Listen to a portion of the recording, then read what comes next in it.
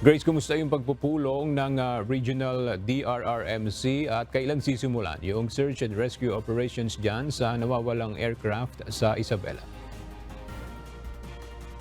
Yes, Aga, sa ngayon ay wala pa tayong nakuha impormasyon sa isasagawang search and rescue operations dahil hanggang sa kasalukuyan ay nagpupulong pa ang Regional Disaster Risk Reduction Management Council ng Cagayan Valley.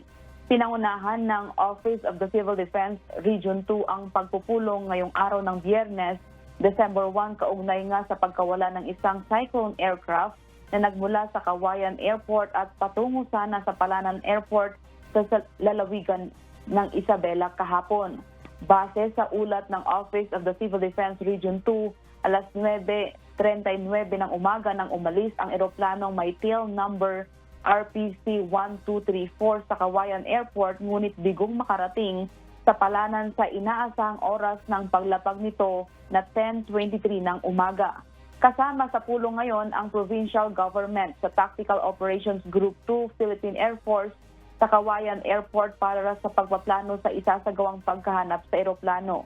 Samantala, sa initial response na isinagawa, ngunit hindi pa opisyal na nakapenetrate ang response assets sa mga sinasabing lugar kung saan ito posibleng nawala.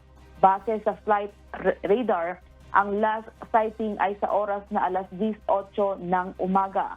Aga, mamaya ay makikipag-ugnayan tayo kay Attorney Constante Forondo, ang Isabela Provincial Disaster Risk Reduction Management Head, kung ano nga ang mga iba pang detalye sa isasagawang search and rescue operations. Yan muna ang balita. Balik sa'yo, Aga. Maraming salamat, Grace Flores.